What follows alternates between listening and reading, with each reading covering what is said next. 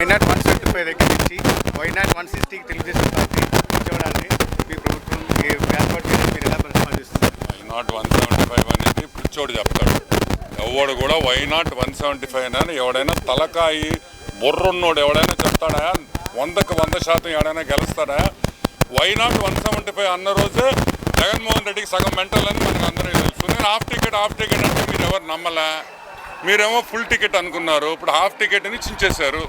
మీరు చెప్పిందే చివరికి నిజమైందనే అభిప్రాయానికి జనం కూడా వచ్చి మీ సంక్షేమానికి నెక్స్ట్ ప్రజా వ్యతిరేకతకి ఓటుగా భావించవచ్చండి దీన్ని.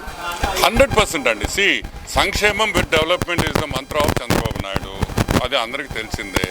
సో సంక్షేమంతో పాటు డెవలప్మెంట్ కూడా ముందరకు తీసుకొని పోతేనే కదా స్టేట్ డెవలప్ అయ్యేది.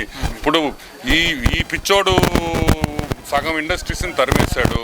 ఇప్పుడు వాళ్ళందరినీ కన్విన్స్ చేసి మళ్ళీ ఆంధ్రప్రదేశ్కి తీసుకొని వచ్చేదానికి దేవుడు కనిపిస్తాడు. 2014 విజయం ఇప్పుడు రిపీట్ అయిందని అనుకోవచ్చు అండి. కూటమిగా ఏర్పడినటువంటి ప్రభుత్వంగా 2014 ఎలక్షన్స్లో మీరు సాధించిన విజయమే మళ్ళీ ఇంకోసారి రిపీట్ అయిందని, ఇది ఈ కూటమి సక్సెస్కి మూల కారణం ఇదే అని అనుకోవచ్చు.